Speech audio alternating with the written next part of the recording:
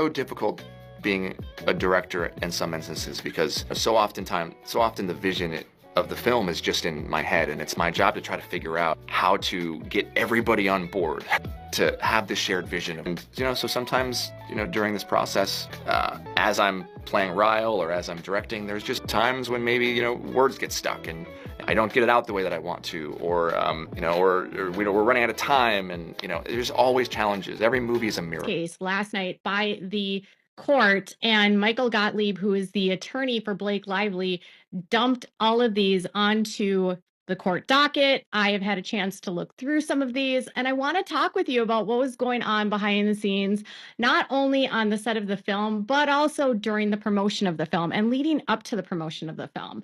One thing that so many of you have asked me throughout this time is, what is actually defamatory about people pointing out that the marketing in this film was inappropriate?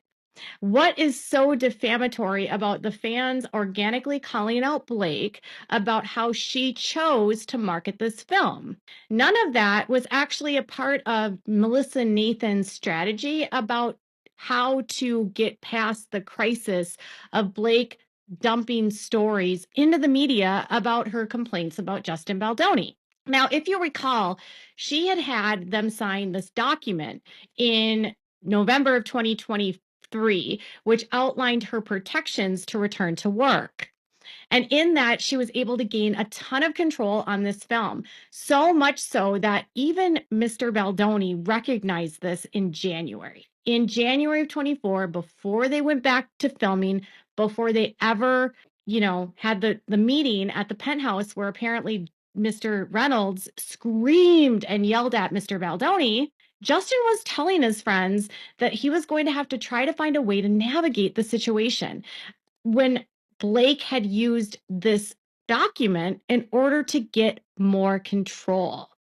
In fact, on the 2nd of January, Justin sent this text to his friends.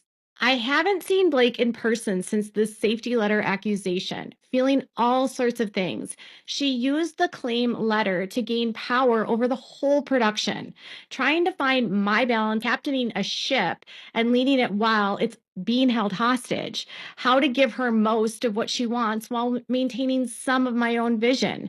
And starting Friday, acting and working with this person who can and will use anything she can against me. It's all scary, yet I know I have protection.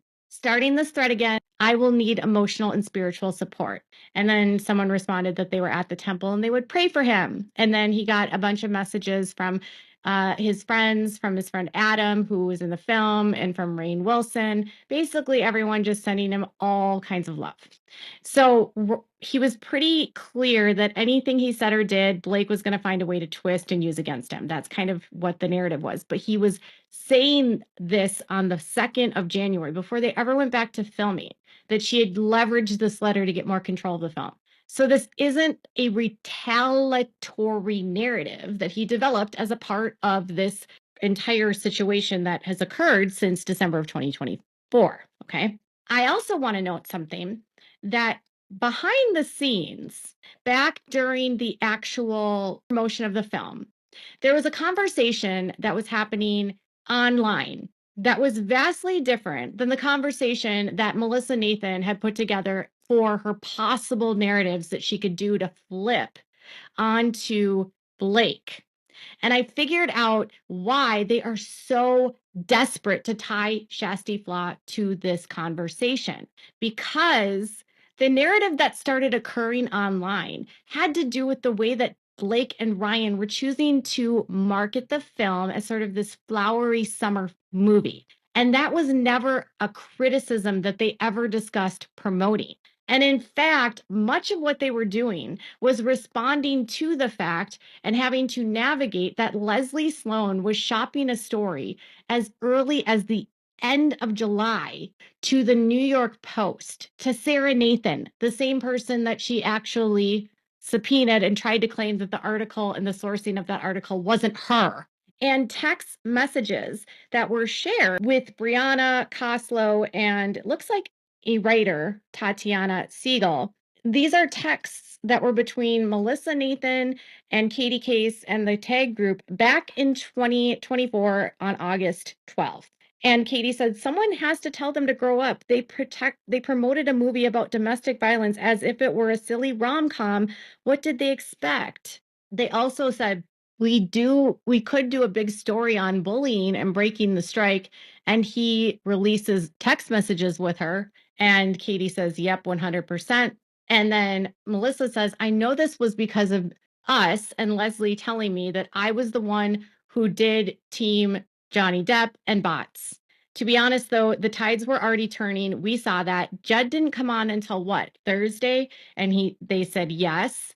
And they said, we didn't tell Jed to go after the idea that her promo was inappropriate. That happened organically because people saw the actual movie and were like, wait, this is a movie about domestic violence that they were florals to.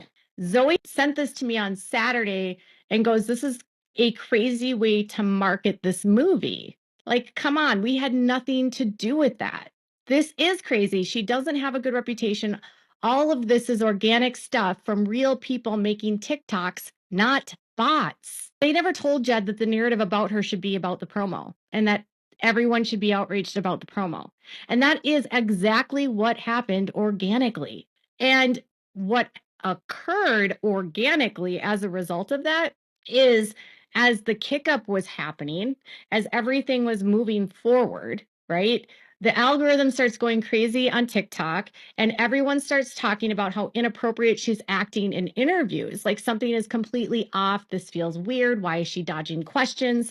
And then they start to take it up personally, the victims of domestic violence and Colleen's fans. And that's how I could imagine why people then start searching out other interviews with Blake where she's acting like a bully. And in that space, it would be a perfect place for someone like Shasti to feel safe to share that kind of interview. Because sometimes when you're a journalist, you can't share what you know about the people that you're speaking to.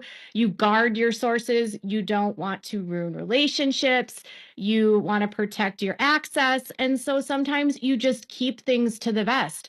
But obviously, this was something that really was bothering Shasti. And so she had that space to release it. That happened organically. And then once she released that, Blake has this interview where she completely dismisses a question about how to speak to people that would want to talk to her about domestic violence, which felt dismissive. It felt like she didn't care. She wasn't seeing people. So it created like she lit the fuse with the way she chose to market it. She lit the fuse by her dismissive reactions to people that were victims. And then in comes the internet and they do their thing. And that's just how the algorithm works and how the algorithm rewards this kind of content. And then they also said they wanted them to put out a statement. So they say they want him to put out an effing statement. Do they know about what yet, though? Like what specifically he's fighting for? No idea still. Does the Justin team want us to try and fight these fighting on the set headlines? They're so cautious, but they speak to baloney, and I can't get a read. So they weren't even the ones that were putting out the stories about fights on the set. That was all Blake. Something else that becomes entirely clear in these communications is that after they demanded that Wayfair put out a statement and then they finally get them to like cool down and not put out the statement, then suddenly Ryan Reynolds, yes, Ryan Reynolds, starts to leak stories to the Daily Mail. And these stories that he's leaking to the Daily Mail are all about how crappy the film was, how he needed to come in to save it because the script was a complete disaster. Can you imagine? Remember how I had that letter that Ryan had sent to the police in Vancouver about how he needed to save pedestrians, he needs to save random people on the street, he needs to come in and save everyone from everything. Then Ryan, using his savior complex, now has to come in and save a movie. But this at the same time, he's telling the public that had he not changed and rewritten parts of the script, the film would have bombed and would have been terrible. So he had to step in and save it for his wife. He had to step in and let his wife's career flourish. Like his wife needed to be saved in order to achieve her goals. And Justin was super concerned about this. And in Blake's text messages that she shared in her amended complaint, she shared one part of a conversation where he says, my partners asked about flipping the narrative from this leak this AM about Ryan saying the script was a disaster and he saved the movie. Okay. But it's a whole conversation that she left information out.